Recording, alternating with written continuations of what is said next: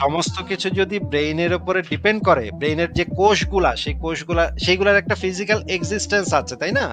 কোষের নিউরন, আমাদের ব্রেইনের কোষের নিউরন গুলার ফিজিক্যাল এক্সিস্টেন্স আছে, সেইখানেই আমাদের মেমোরি গুলা থাকে নাকি?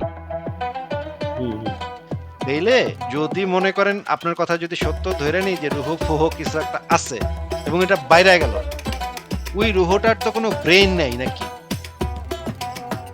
না না, আলাদা কিছু কোনো না। কোনো চোখও তো কিছু নাই না। নাকি? না না, কান আছে? না কিছুই না, জিহ্বাও নাই? না কিছুই না। তাইলে ওই রুহটা যে আপনার রুহ, এটা ওই রুহটা বুঝবো কেমনে? কারণ ওর তো স্মৃতি নাই। আপনি বুঝবেন কারণ আপনার মেমোরি আছে, আপনার স্মৃতি আছে, আপনার অতীত ইতিহাস আছে, ছোটবেলা থেকে কিভাবে বড় হয়েছেন, বাপে কি কইছিল, ছোটকালে মায়ে কি কইছিল, মায়ে কবে পিটাইছিল, বাপে কবে পিটাইছিল, সব আপনার মেমোরিতে আছে। এই জন্য আপনি হচ্ছেন আপনি। আপনি যে আপনি, সেইটা নির্ভর করতেছে আপনার ব্রেইনের স্মৃতির উপরে, মেমোরির উপরে। মেমোরি ছাড়া তো আপনি তো আর আপনি না, তাই না?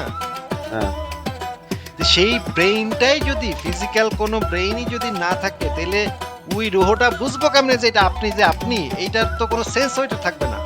এটা তো, এইটা আপনি যে ওই রুহটা তো এইটাও চিন্তা করতে পারবে না যে আমি কে।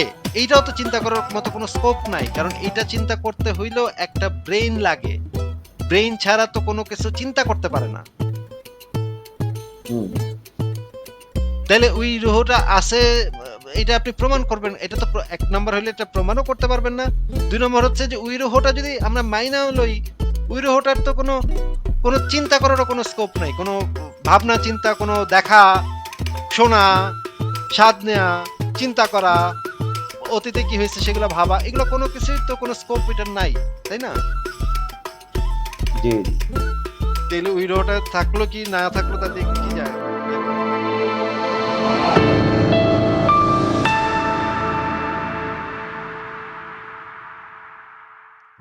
নিহাল আপনাকে যুক্ত করা হয়েছে। নিহাল, আপনি বলেন তাহলে। জি ভাই, শুনতে পাচ্ছেন? হ্যাঁ হ্যাঁ, শুনতে পাচ্ছি, বলেন। আচ্ছা ভাই, আমার একটা প্রশ্ন ছিল আর একটা প্রস্তাবনা ছিল, আগে প্রশ্নটা করি। হ্যাঁ হ্যাঁ, বলেন।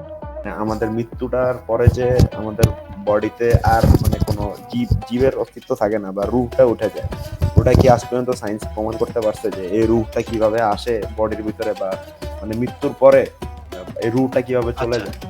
আচ্ছা, এটা বিজ্ঞান তো এটাও প্রমাণ করতে পারেনি যে রুহের ভিতরে যে একটা কুত থাকে, কুতকুত, রুহের ভিতরে একটা কুতকুত থাকে, সেইটা রুহরে ধরে যদি আপনি একটা লাথি মারেন, তখন ওই কুতকুতটা রুহর ভিতর থেকে বাইরে যায়। এটাও তো বিজ্ঞান প্রমাণ করতে পারেনি, কুতকুতের তাই কথা না? করছি তো ভাই, এটা তো বুঝলাম না। আমি কইলাম মানে এটা বোঝাবার জন্য যে আপনি যেমন রুহের কথা বললেন, যেটার কোনো প্রমাণ নাই, একটা মানে মানে মানে এটাও আপনার একটা অন্ধবিশ্বাস, সেরকম আমিও একটা অন্ধবিশ্বাস বানায় দিলাম কারার উপরে, যে রুহের ভিতরে একটা কুতকুত থাকে, সেটারে রুহের পাশে একটা লাথি মারলে তখন রুহের মুখ দিয়া কুতকুতটা বাইরে যায়। না না, এটাও আমি আপনার মত, আপনার রুহটার মতোই, আপনার রুহটার মতোই। না, আমি সেভাবে বলতে চাইনি। আমি বলতে চাচ্ছিলাম যে মানে মানুষের বডিতে কিছু একটা তো থাকে যার কারণে সে জীবিত থাকে। না, কোনো কিছু থাকে না মানুষের বডিতে, এমন কোনো কিছু থাকে এটা না এটা যেটা আপনি থাকলে। এটা আপনি কোথা থেকে পড়েছেন যে মানুষের বডিতে কিছু একটা থাকে যেটার জন্য জীবিত থাকে, মানে এক্সটার্নাল বডির ভিতরে? আপনার কথা শুনে বোঝা যাচ্ছে যে জিনিসটা ইমপ্লাই করতে যাচ্ছেন যে বডির বাইরে এক্সটার্নাল কিছু থাকে যেটা বডির অংশ না আর কি, যেটার জন্য মানুষ জীবিত থাকে। এটা আপনি কোথা থেকে জেনেছেন বা কোথা থেকে পড়েছেন এটা? আচ্ছা ফারাজ ভাই, আমি যদি একটা পরীক্ষা করি, মনে করেন নিহাল ভাইকে আমরা এমন একটা এয়ার টাইট বক্সের ভিতরে ঢুকায় রাখলাম, যেটার উপর দিয়ে আমরা লোহা, স্টিল এবং অন্যান্য অনেক পদার্থের বিরাট একটা প্রলেপ দিয়ে দিলাম, যেখান থেকে কোনো কিছু বাইর হওয়ার, একটা সূক্ষ্ম অনুপরমাণু পর্যন্ত বাইর হওয়ার কোনো স্কোপ নাই। এমন একটা বক্স তৈরি করে সেই বক্সটার ভিতরে নিহাল ভাইকে ঢুকায়া আমরা লক করে দিলাম। কিছুক্ষণের ভিতরে নিশ্চয়ই সেখানে অক্সিজেন ফুরায় যাবে এবং উনি মারা যাবেন, কিন্তু রুহ তো বাইরেতে পারবো না। রুহ করতে বাইরেবি, কে বলছে আসিফ ভাই? কে বলছে? আপনি যদি অ্যাভেঞ্জার্স এর ভিশনই হচ্ছে কি লোহার ভিতর থেকে বাইরে যেতে পারে, ফেস থ্রু করতে পারে, তাহলে রু করতে পারবে না কেন ভাই? এটা তো আনসাইন্টিফিক কথা বলে ফেললেন আপনি আসিফ ভাই। কিভাবে বাইরে হবে? খুবই এমন ভাবে জিনিসটাকে আপনি অ্যাভেঞ্জার্স দেখছেন তো আসিফ ভাই? অ্যাভেঞ্জার্স, ওটার মধ্যে ভিশন ভীষণ নামে যে একটা ক্যারেক্টার থাকে, সে যে লোহার ভিতরে ঢুকে আবার একদিক দিয়ে ঢুকে আরেক দিক দিয়ে বাইরে যেতে পারে, এইটা এটা কি দেখছেন? এটা কিভাবে সম্ভব আমি জানি না। কিন্তু এটা তো ভাই একটা মানে সিনেমা এখন ভাই। একটা একটা হ্যাঁ, তো এটা সিনেমা যদি মানুষ বানাইতে পারে, আল্লাহ বানাইতে পারবে না ভাই? এটা তো আচ্ছা ঠিক আছে, আনসাইন্টিফিক হয়ে গেল আসলে। ঠিক আছে, তাহলে বিজ্ঞানীদেরকে দিয়ে আমরা এমন একটা মানে তৈরি করব যে জিনিসটার বাইরে কোনো জিনিস বাইর হওয়াই সম্ভব না, একদম নিচ্ছিদ্র একটা জিনিস আমরা তৈরি করব বিজ্ঞানীদেরকে দিয়ে, সেইখানে নিয়াল বাইরে আমরা ঢুকাই দিমু, এবং কিছুক্ষণের ভিতরে নিশ্চয়ই অক্সিজেন মানে হয়, উনি মারা যাবেন, কিন্তু রুহ তো বেরিতে পারবো না। রুহ না বেরিলে উনি তো ঠিকই ওইখানে বিন্দাস বসে থাকবে নাকি ভাই? রুহের কোনো ফিজিক্যাল ফর্ম তো নাই। তাহলে ফিজিক্যাল ভাই ফর্ম না ফিজিক্যাল থাকলে ফর্ম আর তো কি ফর্ম ফিজিক্যাল আছে? ফর্ম তো ইয়ার কি ফিজিক্যাল ফর্ম বলতে বলতে আপনি কি বোঝাচ্ছেন, যে কোনো তো ভাই একটা নির্দিষ্ট শেপ নেই? মানুষ মারা গেলে তো তার নির্দিষ্ট নির্দিষ্ট কোনো নির্দিষ্ট শেপ নেই, সেটার কথা বলতেছেন ফিজিক্যাল ফর্ম বলতে? না না, কোনো মানুষ নির্দিষ্ট মারা গেলে শেপ নেই তো সেটা। মানুষ মারা গেলে তো মানুষের বডিটা জড় পদার্থ হয়ে যায় না, তখন তার ওটার মধ্যে প্রাণ থাকে তা না। আপনি আপনি তো ওই যে জীবিত থাকার সময় আপনার আপনার বডিতে তো জড় পদার্থই। প্রাণের যে ভাই অস্তিত্বটা নাই, আপনি এটা তো বিজ্ঞান প্রমাণ করতে পারেনি। তো তাইলে আপনারা প্রাণের অস্তিত্বই বিশ্বাস করেন প্রাণের কেমনে যে আচ্ছা, আমি অস্তিত্ব ইয়া ভাই প্রমাণ একটা করতে সেকেন্ড, আপনি কি বলতেছেন একদম একদম আমি কিছু বুঝতেছি না টু বি অনেস্ট। নিহাল ভাই, মানে ফার্স্ট। প্রথম আমি একটু ছোট ছোট করে আগে, আপনি যেটা বলার চেষ্টা করতেছেন প্রথমত যে মানুষের বডির ভিতরে রুহ থাকে, সেটা বলার চেষ্টা করতেছেন না? বা যে কনসিয়াসনেসটা আমাদেরকে মানে আহ, নড়াচড়া করতে সাহায্য করে আর কি। কনসিয়াসনেস আর রুহ একই জিনিস না ভাই, কনসিয়াসনেস আর রুহ আচ্ছা তো এক একই সেকেন্ড, এক জিনিস। সেকেন্ড ফারাজ ভাই, আমার একটা প্রশ্ন আছে। নিহাল ভাই, যেই জিনিসটা আমাদেরকে নড়াচড়া করতে সাহায্য করে উনি বললেন সেটা হচ্ছে রুহু। তাহলে মনে করেন একটা টিকটিকির ল্যাঞ্জাতে আমি একটা টোকা মারলাম, টিকটিকির ল্যাঞ্জাটা টাস করে খসে গেল, টিকটিকির ল্যাঞ্জাটা আমি দেখতেছি টুং টুং টুং টুং টুং টুং টুং টুং করে নড়তাছে তো নড়তাছে, নড়তাছে তো নড়তাছে, টিকটিকিও দিকে গেছে গা, ওর বাড়িতে গেছে গা, কিন্তু টিকটিকির ল্যাঞ্জা দিকে লড়তেই আছে ভাই। ফারাজ ভাই, আমার প্রশ্ন হচ্ছে, এই টিকটিকির ল্যাঞ্জাতে কি রুহ আছে নাকি রুহ নাই? নড়াচড়ার জন্য যদি রুহু দরকার হয় তাহলে তো ভাই পৃথিবীর দুইটা রুহু, যে একটা রুহু আর ইয়ে সে আরেকটা। মানে আমি জিনিসটা মানে দুজন- করতে পারিনি। মেইন রুহু দুই ভাগ হয়ে গেছে নাকি? মেইন রুহু দুই ভাগ হয়ে এক ভাগ রয়ে গেছে টিকটিকি লেঞ্জে, আরেক ভাগ নিয়া টিকটিকি দৌড় মারছে নাকি? সেটাই তো ভাই, মানে ডুপ্লিকেট করছে আর কি। ওয়াও। তাহলে ভাই ভাই আপনি যে মৃত্যুটারে কিভাবে এক্সপ্লেন করেন যে ভাই মানুষ মৃত্যু একটা পরের কথা, আপনি যেটা বলছেন যে যেই জিনিসটা মানুষকে নড়াচড়া করতে সাহায্য করে সেটাই হইতেছে রুহু। তাহলে এই যে মানে হচ্ছে গিয়ে টিকটিকির যে ল্যাঞ্জা, ল্যাঞ্জাটাতে যে যে রুহটা থাকলো আর ওই টিকটিকি মেইন বডিতে যে রুহটা থাকলো, এই রুহটা কি আলাদা হয়ে গেল, দুই ভাগ হয়ে গেল? ওই যে টিকটিকের লেজ কিংবা ওই যে গরু জবাই দেওয়ার পরে যে গরুর মাংস নড়াচড়া করে, ওগুলা তো গরু নিজে থেকে করে না, এগুলো তো ওই যে মাংসের গরু নিজে ভিতরে কি থেকে করে না, না কিসে থেকে করে সেটা তো জিগাই নাই ভাই, আপনি তো বলছেন। গরুর রুহে গরুর রুহ নড়াচড়া করা ওইটা। না উনি তো ফারাজ ভাই উনি তো বলছে যে যেই জিনিসটা ওই একটা প্রাণীকে নড়াচড়া করতে সাহায্য করে সেটাই হচ্ছে রুহু। তাহলে আমি তো দেখতেছি টিকটিকি ল্যাঞ্জা তো টিং টিং এ নড়তাছে, তাহলে রুহ ছাড়া নড়ে কেমনে ভাই?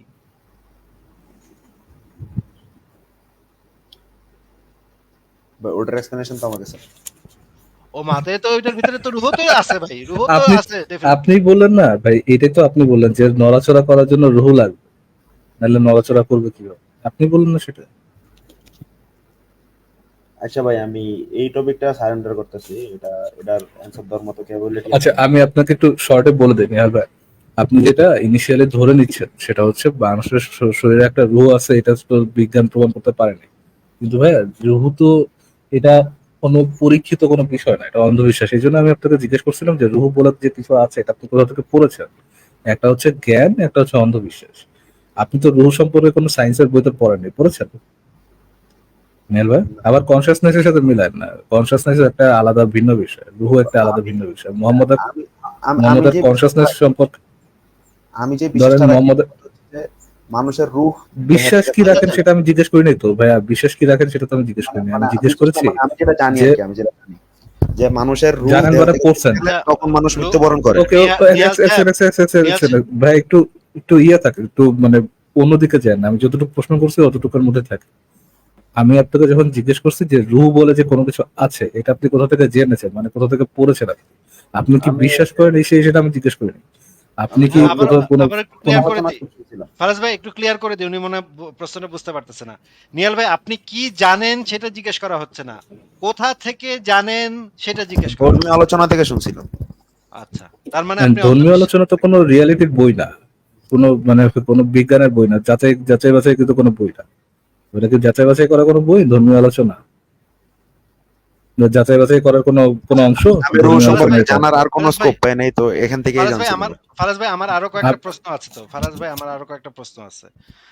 মনে করেন যে নিহাল ভাই আপনাকে মনে করেন আহ, আপনার আমি হচ্ছে গিয়ে আপনার একটা কিডনি নষ্ট হয়ে গেছে, হ্যাঁ?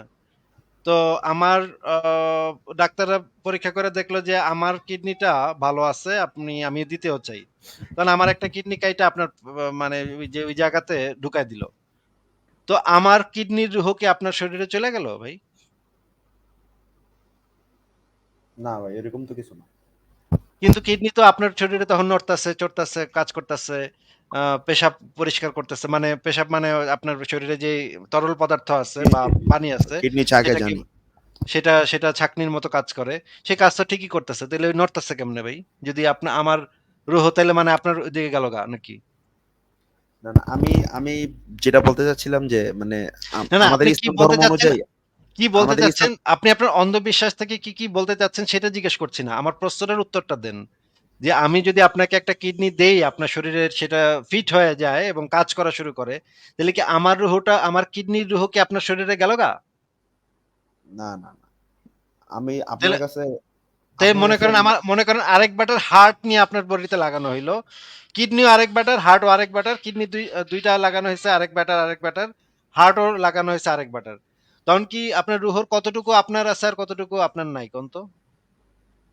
না না, রু জিনিসটা তো মানে যতটুক জানছি এটা তো এরকম না ভাই। আমার একটু বলতে দিবেন 20-30 আপনি তো সেকেন্ড, ভাই, তারপরে আপনি তো বলতেছিলেন যে যেই জিনিসটা হচ্ছে গিয়ে প্রাণীকে নড়তে সাহায্য করে সেটা নাকি রুহ, তাহলে আপনার হার্ট তো না, পাম্প আরেকটু করতেছে। বলতে দেন ভাই, আরেকটু বলতে দেন ভাই, এরপরে আপনার আপনি একসাথে আপনার বলেন। হার্ট এরপরে তো আপনি পাম্প একসাথে করতেছে, বলেন। আপনার হার্ট তো পাম্প করতেছে, হার্ট তো নড়তেছে। জি জি এবং বুঝছি, আপনি জি জি বুঝছি আপনার বুঝছি শরীরের আমার। আপনার শরীরে কোটি কোটি কোটি কোটি কোষ আছে, যে কোষগুলা কাজ করতেছে। আপনার স্কিন থেকে কিছু কোষ নিয়ে আরেকজনের বডিতে সেটা লাগায় দেওয়া যায়, সেখানে তারা ঠিকভাবে চলবে। আপনার রক্ত নিয়ে আরেকজন যদি ব্লাড ম্যাচ করে, ব্লাড গ্রুপ ম্যাচ করে, তাহলে আরেকজনের বডিতে দেওয়া যায়, যে সেবাটা বিন্দাস ওই রক্ত নিয়ে ঘুরবে। এখন আপনাকে ফাইনাল কোশ্চেন, যদি মনে করেন আপনার ব্রেইনটা খুইলা আমার মাথায় লাগানো হইলো, আমার ব্রেইনটা খুইলা আপনার মাথায় লাগানো হইলো, তখন আমরা দুজনে ঘুমের থেকে উঠলাম, তখন আমরা কি দেখতে পাবো কন্ত দেখি?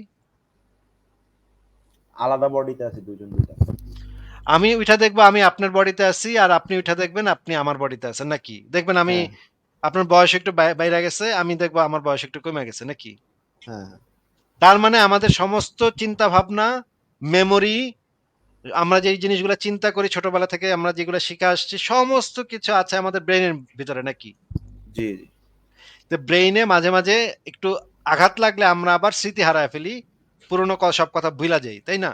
হ্যাঁ এবং ব্রেইনটা সিগন্যালগুলো, আমরা যে চোখ দিয়ে দেখি সেই জিনিসগুলা ব্রেইন সিগন্যালটা পায় এবং মেমোরিতে সংরক্ষণ করে। আমরা কান থেকে যে জিনিসগুলা শুনি সেগুলা ব্রেইন সেই সিগন্যালগুলা সংরক্ষণ করে রেখে দেয়, স্মৃতি হিসেবে জমা করে রাখে। ব্রেনের একটা অংশ আছে যেটার কাজই হচ্ছে গিয়ে স্মৃতি সংরক্ষণ করা, তাই না? হ্যাঁ তাহলে যদি এরকমের হয় তাহলে ব্রেইনটাই তো সমস্ত কিছুর মূল, নাকি? হ্যাঁ হ্যাঁ। ব্রেইনটা যদি নষ্ট হয়ে যায় তাহলে তার আপনার আর কিছু মনে থাকবে না, আপনার অতীত ইতিহাস, আপনি কে, আপনার কি কেমন কি। যেমন ধরেন অপারেশনের সময় অ্যানেস্থেসিয়া দেয়া হয়, অবশ করে দেয়া হয়, সেই সময় তো আর মানুষের কোনো সেন্স থাকে না, তাই না? না কারণ সেই সময় মানুষের ব্রেইনটাকে একদম অকেজো করে দেওয়া হয়, মানুষের ব্রেইন আর অ্যাক্টিভ থাকে না, নাকি? তখন রু বের হয়ে যায় আর কি। তখন অপারেশনের সময় তো আমাদের শ্বাস প্রশ্বাস চালু থাকে, ব্রেন শ্বাস অ্যাক্টিভ প্রশ্বাস থাকে। চালু থাকে, কিন্তু ব্রেইনকে তো নিস্তেজ করে দেয়া হয়। আমাদের ঘুমের সময় তো কিছুটা আপনি এরকমই ইসের সাথে হয়। কনসিয়াসনেস মিলাইলেন না, যে মানুষ কনসিয়াস থাকেন আর কি। মানে আমি আপনার থেকে যেটা জানতে চাচ্ছিলাম যে আমরা ইসলাম ধর্ম অনুযায়ী যে আরে জানতে পারছেন তো, অন্যদিকে পরে আমরা অন্যদিকে আসতেছি। যাচ্ছে আর। আবার বারবার ওদিকে চলে যেতে চেষ্টা করতেছেন কেন? আগে আমাদের এই আলোচনাটা তো এই জায়গায় গেছে, একটা নির্দিষ্ট জায়গাতে নিয়ে আসছি তো আপনাকে এই জন্যই। আপনি একটু বলেন যে হ্যাঁ হ্যাঁ, ওই আমাদের রিলেটেডই কিছু কথা বলতে চাচ্ছিলাম আর কি, ওই সমস্ত রিলেটেড একটা কিছু ছোট কথা। সমস্ত কিছু যদি ব্রেইনের উপরে ডিপেন্ড করে, ব্রেইনের যে কোষগুলা সেই কোষগুলা সেইগুলার একটা ফিজিক্যাল এক্সিস্টেন্স আছে, তাই না? হ্যাঁ হ্যাঁ। কোষের নিউরন, আমাদের ব্রেইনের কোষের নিউরন গুলার ফিজিক্যাল এক্সিস্টেন্স আছে, সেইখানেই আমাদের মেমোরি গুলা থাকে নাকি? হুম হুম। তাইলে যদি মনে করেন আপনার কথা যদি সত্য ধরে নেই যে রুহ ফুহ কিছু একটা আছে এবং এটা বাইরে গেল, ওই রুহটার তো কোনো ব্রেইন নাই নাকি? না নাই, আলাদা কিছু কোনো নেই। কোনো চোখও তো ফিজিক্যাল নাই ফর্ম। নাকি? না না। কান আছে? না কিছুই নেই। জিহ্বাও নাই? না কিছুই নেই। তাইলে ওই রুহটা যে আপনার রুহ, এটা ওই রুহটা বুঝবো কেমনে? কারণ ওর তো স্মৃতি নাই। আপনি এটা আপনি বুঝবেন কারণ আপনার মেমোরি আছে, আপনার স্মৃতি আছে, আপনার অতীত ইতিহাস আছে। ছোটবেলা থেকে কিভাবে বড় হইছেন, বাপে কি কইছিল, ছোটকালে মায়ে কি কইছিল, মায়ে কবে পিড়াইছিল, বাপে কবে পিড়াইছিল, সব আপনার মেমোরিতে আছে। এইজন্য আপনি হচ্ছেন আপনি। আপনি জি। যে আপনি সেইটা নির্ভর করতেছে আপনার ব্রেইনের স্মৃতির উপরে, মেমোরির উপরে। মেমোরি ছাড়া তো আপনি তো আর আপনি না, তাই না? হ্যাঁ। তো সেই ব্রেইনটাই যদি ফিজিক্যাল কোনো ব্রেইনই যদি না থাকে, তাইলে ওই রুহটা বুঝবো কেমনে যে এটা আপনি যে আপনি? এইটার তো কোনো সেন্স ওইটা থাকবে না। এটা তো এইটা আপনি যে ওই রুহটা তো এইটাও চিন্তা করতে পারবে না যে আমি কে? এইটাও তো চিন্তা করার মতো কোনো স্কোপ নাই। কারণ এইটা চিন্তা করতে হইলেও একটা ব্রেইন লাগে। ব্রেইন ছাড়া তো কোনো কিছু চিন্তা করতে পারে না। হুম। তাইলে ওই রুহটা আছে, এটা আপনি প্রমাণ করবেন। এটা তো ১ নাম্বার হইলে এটা প্রমাণও করতে পারবেন না।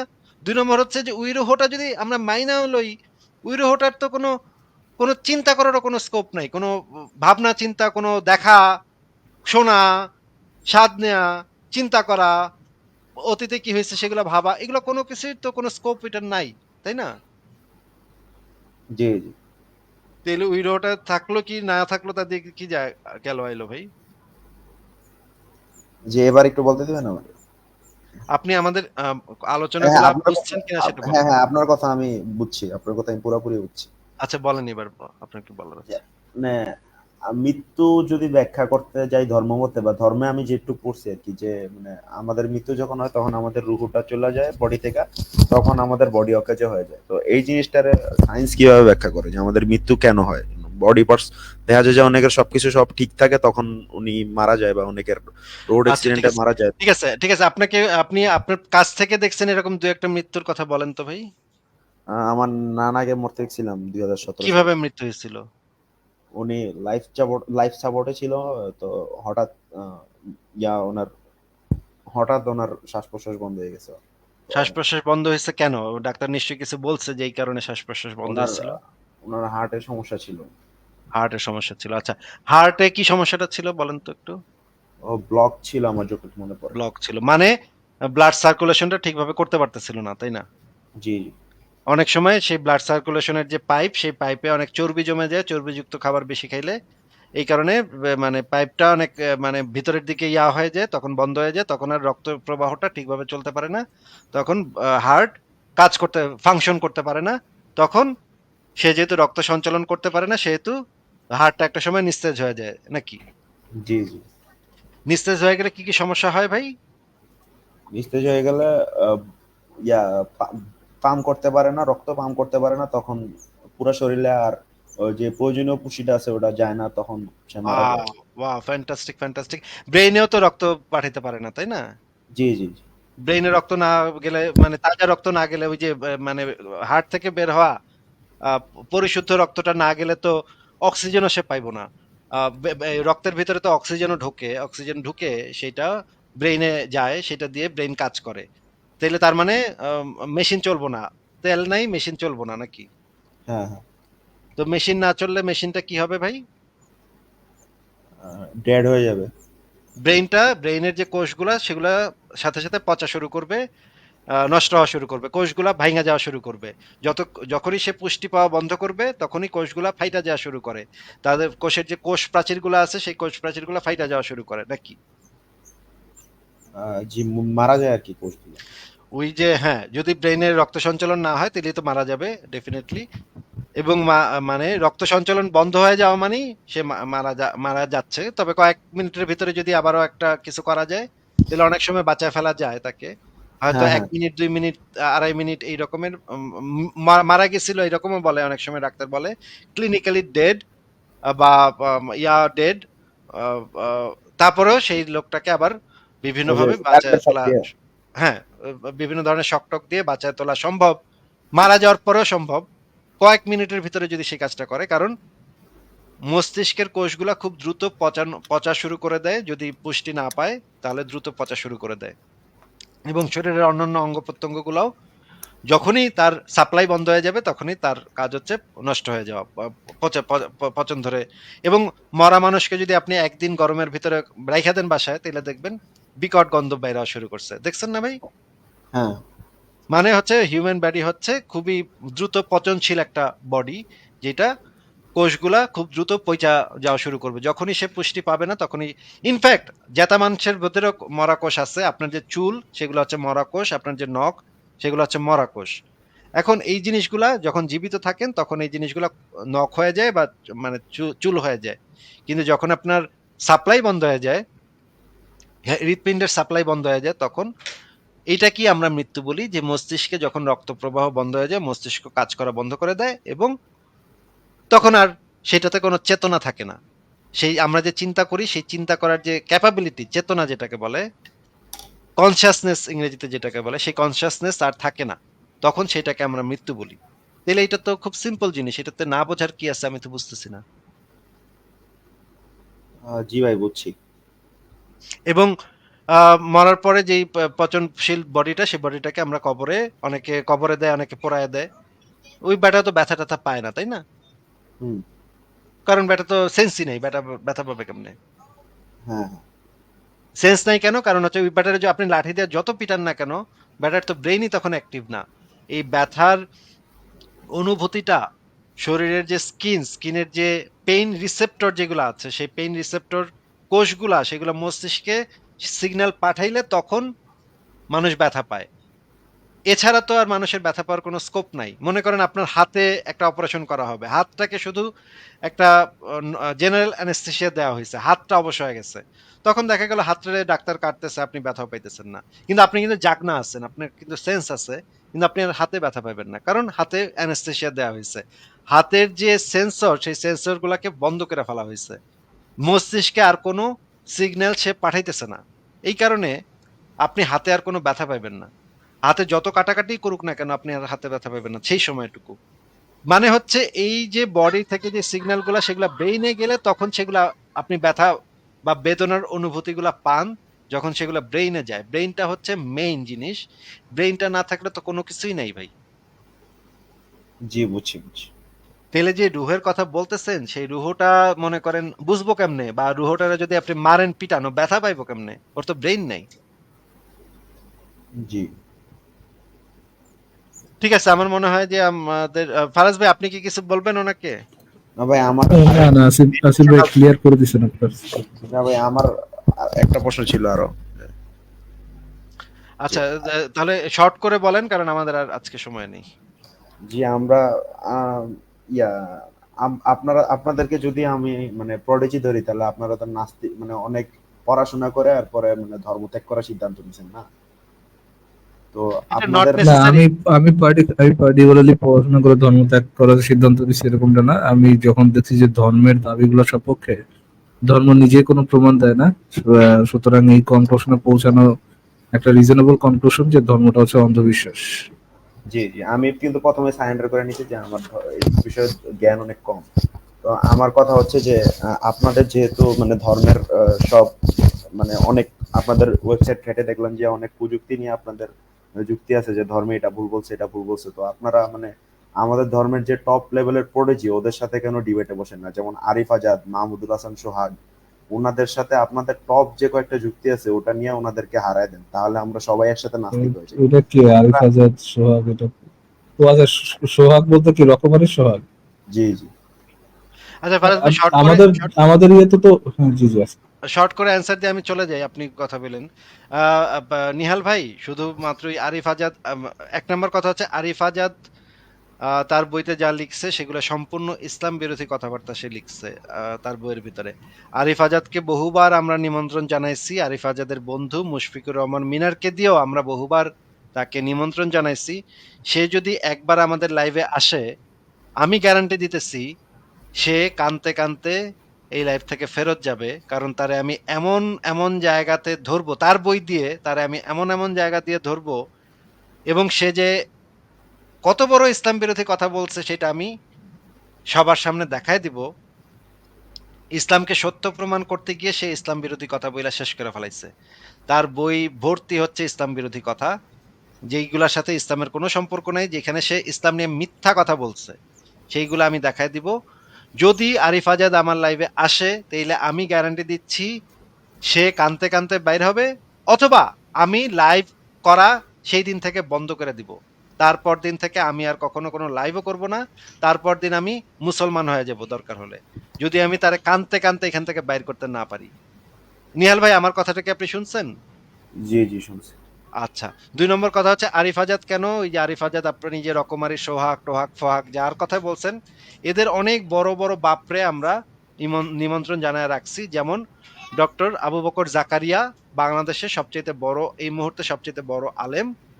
ডক্টর আব্দুর রাজ্জাক আমি কি ভিডিওটা ছাড়বো আসিফ ভাই, নাকি পরবর্তীতে আপনি যা প্রশ্ন? যার পর ছেড়েন আমি বলে যাই। আব্দুর রাজ্জাক বিন ইউসুফ বাংলাদেশের সবচাইতে প্রখ্যাত আলেমদের ভিতরে একজন। হেফাজতে ইসলামের প্রধান হারুন ইজহার, তাকে আমরা আমন্ত্রণ জানাইছি। আমি সেই ভিডিওটা একটু দেখা যাব যে হারুন ইজহারকে আমন্ত্রণ জানানো হয়েছে এবং এই রকমের সমস্ত আলেমদেরকে, এমনকি জাকির নায়েককে পর্যন্ত নিমন্ত্রণ জানানো হয়েছে, কিন্তু জাকির নায়েক আমাদের কোনো উত্তর দেয় নাই। হয়তো আমাদেরকে পাত্তা দেয় নাই, এই জন্য উত্তর দেয় নাই, সেটাও হইতে পারে। আমরা সেটা মানে বুঝি যে হয়তো ওনার এত সময় নাই আমাদের মতো মানে কোথাকার কোন নাস্তিকের সাথে উনি কথা বলবেন, সেই সময় হয়তো নাই। তাহলে তো ঠিক আছে, জাকির নায়েকরে না হয় বাদ দিলাম।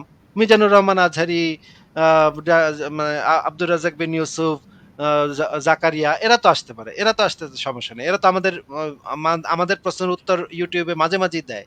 নাস্তিকরা বলেছে এইটা, আমাকে উত্তর হচ্ছে এইটা, সেটা তো সে ঠিকই দেয়। তাহলে আমাদের সাথে লাইভে এসে কথা বলতে সমস্যা কি? এটা তো আমরা বুঝি না। এরকমের অসংখ্য মানুষকে আমাদের পক্ষ থেকে নিমন্ত্রণ জানানো হয়েছে, ফোন করে অনুরোধ করা হয়েছে অনেককে, কিন্তু তারা কেউ আমাদের নাম শুনলে, আমার নাম শুনলে তারা কেউ আর লাইভে আসতে রাজি না। তারা বলে যে এদের সাথে বিতর্ক আপনার করব কি না। মনে হয় কারণটা কি? মানে ওনারা শিওর যে ওনারা হেরে যাবে, এই জন্য ওনারা লাইভে আসে না? কারণটা ভাই, আমি তো নিজ মুখে বললে তো সেটা খারাপ শোনাবে, সেজন্য আমি নিজ মুখে কিছু বলবো না। আমি শুধু ভিডিওটা ছেড়ে দিব। ফারাজ ভাই আপনাকে একটা ভিডিও দেখাবে, আমি আপাতত একটা ভিডিও দেখায় যাচ্ছি 35 সেকেন্ডের। এই ভিডিওটা একটু দেখেন, তারপর আমি চলে যাব। ফারাজ ভাই আপনি লাইভটা কন্টিনিউ করেন, আমি এই ভিডিওটা একটু দেখায় যাচ্ছি। জি সাগর ভাই, আপনাকে ধন্যবাদ। আপনি এর আগেও আমাকে আপনার সাথে সম্পৃক্ত করতে চেয়েছিলেন সেভ দ্য পিপলে, আমি বিভিন্ন কারণে সেখানে সম্পৃক্ত হতে পারিনি। এর আগে আসিফ মহিউদ্দিনের সাথে একটা ডিবেট হওয়ার কথা ছিল আপনার মাধ্যমে। তবে আমি আপনাকে জানিয়েছিলাম আসলে এই নাস্তিকতা একটি দার্শনিক বিষয়, এবং আসিফ মহিউদ্দিনদেরকে আমরা নাস্তিক মনে করাচ্ছি, তাদেরকে আমরা যেটা মনে করি তারা আসলে ধর্ম বিদ্বেষী। সেজন্য আমি আমাদের সকলের পক্ষ থেকে ইয়ে ছিল যে তার সাথে ডিবেটে না যাওয়া। এরপর আরো দু একবার আসার কথা ছিল, আমার সময়ের কারণে। আচ্ছা, উনি বললেন যে আসিফ মহিউদ্দিন যেহেতু ধর্ম বিদ্বেষী, এই জন্য তার সাথে যাবে না। কি অজুহাতটা সে? এবং হেফাজতে ইসলাম নাকি সম্মিলিত কমিটি কইরা, মিটিং কইরা তারা সিদ্ধান্ত নিয়েছে আসিফ মহিউদ্দিনের সাথে বিতর্ক করা যাবে না। কেউ যেন আসিফ মহিউদ্দিনের সাথে বিতর্ক করতে না যায়, এই নির্দেশনাও হেফাজতে ইসলাম থেকে সরাসরি হেফাজতে ইসলামের কেন্দ্রীয় কমিটি থেকে দেয়া হয়েছে। কোনো আলেম যেন আসিফ মহিউদ্দিনের সাথে বিতর্ক করতে না যায়। এই ব্যক্তি হচ্ছে হারুন ইজহার, হচ্ছে বাংলাদেশের বর্তমানে হেফাজতে ইসলামের অন্যতম মুখপাত্র। আপনি তার নাম একটু সার্চ করে দেখেন যে সে কে। এই রকমের অসংখ্য আলেমকে আমরা নিমন্ত্রণ জানাইছি, কিন্তু কেউ রাজি হয় নাই। আমাদের নাম শুনলে তারা কেন যেন কোনো একটা কারণে তারা আর আসতে রাজি হয় না। তারা বলে যে না, এদের সাথে বিতর্ক করা যাবে না। ঠিক আছে, ঠিক আছে। আমরা আমাদের ইয়াটা ওপেন আছে, যে মানে যে কেউ যে কোনো সময় যুক্ত হইতে পারে, যে কোনো সময় যুক্ত হয়ে আমাদেরকে দাঁত ভাঙা জবাব দিয়ে যেতে পারে, কোনো সমস্যা নেই। আমরা তো মাঝে মাঝেই লাইভ করি। আপনি যদি পারেন তাহলে যে কোনো একজন টারিফ আজাদ, শক্তি টক্তি, এদেরকে যাকে পারেন নিয়ে আসেন। জাস্ট আমাকে একদিন আগে একটু মেইল করে জানাই দিন যে এই দিন আমরা আসবো, তাহলে আমি আপনাদেরকে একটু দ্রুত আগে যুক্ত করে নিব। নিহাল ভাই, আপনি কি এটা পারবেন করতে? যে যাদের কথা আপনি বলেন তাদেরকে নিয়ে আসতে পারবেন? ওনারা তো আমার কেউ পরিচিত না। তাহলে ভাই এইটা তো আমি তো রাজি, তাহলে আমারে কইলে ওনাদেরকে এটা লাভ ধার্মিক কি? দিক থেকে সর্বোচ্চ পরিচয় জানি আর কি আমাদের দেশে। তাহলে নিহাল ভাই, ভাই আমি তো যে যে নিজের লাইভ ওপেন লাইভ খুলে বসে আছে যেখানে আপনি আসতে পারছেন, ইভেন এমনও না যে 10-12 জন নিয়ে একা একা লাইভ করে আসিফ ভাই 1 ঘন্টার বেশি, তারপরে জাস্ট আমি এসে আসিফ ভাইয়ের সাথে কিছুক্ষণ কথা বলি। যে নিজে সেই সুযোগটা দিচ্ছে তাকে কেন ইনভাইট দিচ্ছেন? যে হচ্ছে লুকায় আছে তাকে না, মানে যে না লুকায় আছে বলতে যার কোনো ওপেন লাইভ প্রোগ্রাম নাই যেখানে সে 1-to-1 আলোচনা করে, আপনারা তাকে রিকোয়েস্ট করুন, তাই না? জিনিসটা তো ভাইস ভার্সা হওয়ার কথা। আপনি হ্যাঁ ভাই, তাদেরকে বলেন এই যে জিনিসটা তারা যেন আসে, বা তারা এরকম কোনো লাইভ খুলে যেখানে সে 1-to-1 আলোচনা করবে, সেখানে সেখানে আমার যেতে সমস্যা হতো, পার্টিকুলার আমার যেতে কোনো সমস্যা নেই। ফারাজ ভাই, এই জিনিসটা আমি বুঝি না। অসংখ্য মুমিন আমাদেরকে এসে বলে, ভাই আপনি অমুকের সাথে যান না কেন, জাকির নায়কের সাথে যান না কেন, মিজানুর রহমান আজারের সাথে যান না কেন? ভাই আরে ভাই, আমি তো রাজি, আমি তো খুইলা বইসা আছি, তো আপনারা সবাই এসে যুক্ত হয়ে কথা কইতে পারতেছেন, এই জন্যই তো আপনি কইতে পারলেন যে আপনি যান না কেন, তাই না? হেগর কোনো লাইভ তো এরকম নাই যেখানে গিয়া কেউ কইতে পারবো যে আপনি আসিফ মহিউদ্দিনের সাথে যান না কেন। তখন তো যদি আচ্ছা, এই ভিডিও আমার কাছে আছে যে একজন লাইভ করতেছে, একজন আলেম, সেখানে গিয়ে একজন জিজ্ঞেস করছে, ভাই আপনি আসিফ মহিউদ্দিনের সাথে যান না কেন বিতর্ক করতে? সেটা ফারাজ ভাই আপনি একটু দেখায়েন তো, এই যে আলেমদের, সকল আলেমদেরকে বিতর্কের আহ্বান, এটা এই ভিডিওটার ভিতরে আছে। সেটা একটু দেখেন। সেখানে লাইভে একজনকে প্রশ্ন করা হয়েছিল যান না কেন, সে কইছে না না না, ওদের সাথে যাওয়া যাবে না, তাইলে আমরা হেরেও যেতে পারি, এই কথাটা ওই ভিডিওটার ভিতরে বলছে। হ্যাঁ, তাহলে ফারাজ ভাই, আমি তাহলে আজকে বিদায় নিলাম, আপনারা লাইভটা কন্টিনিউ করেন, তাহলে গুড নাইট। হ্যাঁ, আচ্ছা, ফারাজ ভাই, আসিফ ভাই। একটা কোশ্চেন ছিল আমার। জি ভাই। জি ভাই, হ্যাঁ, ধরেন জি ভাই। যে দাঁড়ান আমি একটা সেকেন্ড, আমি একটু সাবিনা আপুকে যুক্ত করি। আহ, একটু আনমিউট করে বন্ধু সাবিনা আপু। হ্যাঁ, ফারাজ ভাই কেমন আছেন? এই তো ভালো আছে, আশা করি আপনি ভালো আছেন। বাড়ির বাড়িতে অ্যাড করি। জি, আহ বাড়ির ভাই, থ্যাংক ইউ যুক্ত থাকার জন্য ধন্যবাদ বাড়ির ভাই। আহ, আমরা তাহলে নিহাল ভাই একটু কথা শুনি, তারপর আপনাদের কাছে আবার আসতেছি। জি নিহাল ভাই বলুন। বলছিলাম যে মানে আমাদের মানে কেউ যদি ধার্মিক হয় তাহলে তো ধর্ম তার জীবনের একটা পারপাস সেট করে দেয় না, যে তুমি মানুষের এ, আচ্ছা, আপনি মানুষের নতুন শান্তিকতা ইস্যু যাচ্ছেন তো, তাহলে নতুন নতুন টপিকে যাচ্ছেন তো, তাহলে আমি ওই ভিডিওটা একটু দেখাইনি দর্শকদের উদ্দেশ্যে। জি আরেক ভাইয়ের প্রশ্ন আছে যে আপনি আসিফ মহিউদ্দিন ওনার লাইভে আসবেন, দয়া করে আপনি পারবেন ওনার সাথে কোরআন হাদিস নিয়ে কথা বলতে? না, এই সমস্ত যারা আপনার নাস্তিক তাদের সাথে লাইভে আসার কোনো প্রয়োজন নেই। হ্যাঁ, কারণ এই সমস্ত লাইভে আসা মানে তাদের কথা যেটা উপস্থাপন করবে সেটাকে সাপোর্ট করার মতো, আর তারা কোরআন হাদিস মানে না, তখন যুক্তি দিয়ে আপনাকে তাকে বোঝানোর চেষ্টা করতে হবে। আর যুক্তি তর্কে একজনকে গায়েল করে ফেলতেও পারে, হ্যাঁ, সম্ভাবনা আছে। হ্যাঁ, সুতরাং ওই ক্ষেত্রে মনে করে যে আলেমকে ঘায়েল করা হইলো।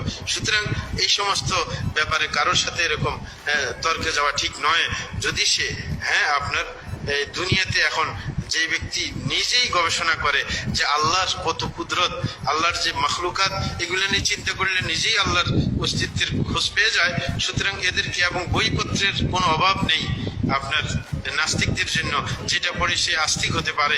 সুতরাং এই সমস্ত বখাটের সাথে আপনার এরকম লাইভ প্রোগ্রামে গিয়ে নিজের সময় নষ্ট করা, নিজের ব্রেন নষ্ট করার কোনো মানে হয় না। আল্লাহ শানো সহজ করুন। জি সাগর ভাই, আপনাকে ধন্যবাদ। আপনি এর আগেও আমাকে আপনার সাথে সম্পৃক্ত করতে চেয়েছিলেন সেভ দ্য পিপলে, আমি বিভিন্ন কারণে সেখানে সম্পৃক্ত হতে পারিনি। এর আগে আসিফ মহিউদ্দিনের সাথে একটা ডিবেট হওয়ার কথা ছিল আপনার মাধ্যমে, তবে আমি আপনাকে জানিয়েছিলাম আসলে এই নাস্তিকতা একটি দার্শনিক বিষয়, এবং আসিফ মহিউদ্দিনদেরকে আমরা নাস্তিক মনে করাচ্ছি, এটা দেখছি ভাই, আসিফ ভাই দেখা গেছে একটু আগে। সেজন্য আমি আমাদের সকলের পক্ষ থেকে ইয়ে ছিল যে তার সাথে ডিবেটে না যাওয়া। হ্যালো, আসসালামু আলাইকুম শাইখ, আশা করছি আপনি ভালো আছেন। ভালো আছি আলহামদুলিল্লাহ। জি, শাইখ, আপনার সাথে কি 2 মিনিট কথা বলা যাবে একটু? বলেন। জি, আমি মাতুব্বর আজাদ অভিজিৎ বলছিলাম সংসার.com থেকে। আসিফ মহিউদ্দিন যে ওয়েবসাইটটা চালায়, আপনি তো নিশ্চয়ই চেনেন ওনাকে, জার্মানিতে থাকেন। তো শাইখ, আপনি তো প্রায় ওনার বিভিন্ন প্রশ্নের উত্তর দেন ইউটিউবে, এবং দেখা যায় যে আপনি প্রতিপক্ষ ছাড়া জবাব দিচ্ছেন। তো ওনার সাথে কথা বললে, সরাসরি কথা বললে কি ভালো হতো না? তাহলে উনিও সুযোগ পেতে কথা বলার, আপনিও কথা বলতেন, আমরাও শুনতে পারতাম, একটা ভালো বিতর্ক দেখতে পারতাম। উনি আপনার সাথে কথা বলতে চাচ্ছিলেন, আপনি কি বলেন? উনি এই মুহূর্তে লাইনেও আছেন। হ্যালো আসিফ। কথা বলবো না। না, আমি ওই সমস্ত নাস্তিকের সাথে কথা বলি না।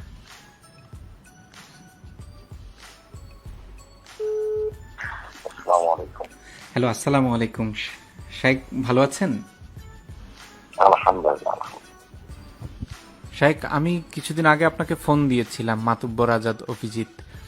আহ, আপনি তো প্রায়ই আসিফ মহিউদ্দিন বা অন্যান্য নাস্তিকদেরকে কতল করার কথা বলেন। তো কতল না করে একবার আলোচনা করলে ভালো হতো না? বিষয়গুলো জাতির সামনে আসতো, পক্ষে বিপক্ষে সবার কথাই মানুষ শুনতো। যে আবার বলেন তো বিপক্ষে কি? না, আমি বললাম যে আপনি আর আসিফ মহিউদ্দিন যদি কথা বলতেন, পক্ষে বিপক্ষে সবার কথাই, সব কথাই, ভালো মন্দ সবকিছু শুনতো মানুষ, তাহলে ভালো হইতো না ব্যাপারটা? এই বিষয়ে এখন কথা বলা প্রয়োজন নয় ভাইজান, পরে হবে কথা, এগুলো বিষয়ে এখন নয়। যারা ব্লগার তাদের সাথে ইসলাম ফাউন্ডেশন কি করতে পারে বলেন? সবসময় সব কথা বলা যায়? সবসময় সব কথা বলা যায়? সুযোগ কি আছে? এমনি কথা বলতে গেলে কি কত প্রোটোকল মেনটেন করতে হয়? সবাই সবভাবে কথা বলতে পারে না, কেউ কৌশলে কথা বলে, কেউ সরাসরি পদক্ষেপ নেয়। এই কাজে সেক্ষেত্রে আমি চেষ্টা করবো, দেখি হ্যাঁ ভালো থাকে না, আমি একটা মাহফিলে আসছি। উনি লাইনে আছে, আসিফ মহিউদ্দিন উনি লাইনে আছে। আপনি কি ওনার সাথে একটু 2 মিনিট কথা বলা সম্ভব? যে উনি কালকে একটু যোগাযোগ করতে বলেন কালকে। আহ, আমি তো এখন ওই মাহফিলে যাচ্ছি, তো এখন আওয়াজ একটু ভালো করে বুঝতে পারছেন। কালকে একটু দিনের দিন একটা রিং দিতে বলেন।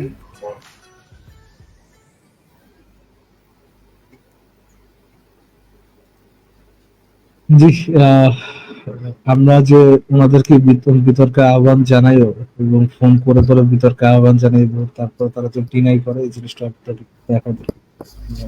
জি বুঝছি, তবে আমি মনে হয় সিক্রেট রিবিল্ডার কিবরিয়া ভাইয়ের সাথে আসিফ মহিউদ্দিন ভাইয়ের একটা বিতর্ক দেখছিলাম আরো 6 বছর আগে।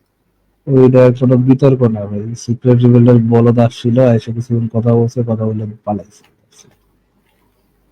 তো সিক্রেট ওই রিবিল্ডার পাগল ছাগলের সাথে বিতর্ক হয় না ভাই। আপনি আপনি ওই পাগল ছাগলের যদি আলোচনা শুনে থাকেন শুনতে পারেন, বাট পাগল ছাগল ছাড়া অন্য কোনো কিছু না।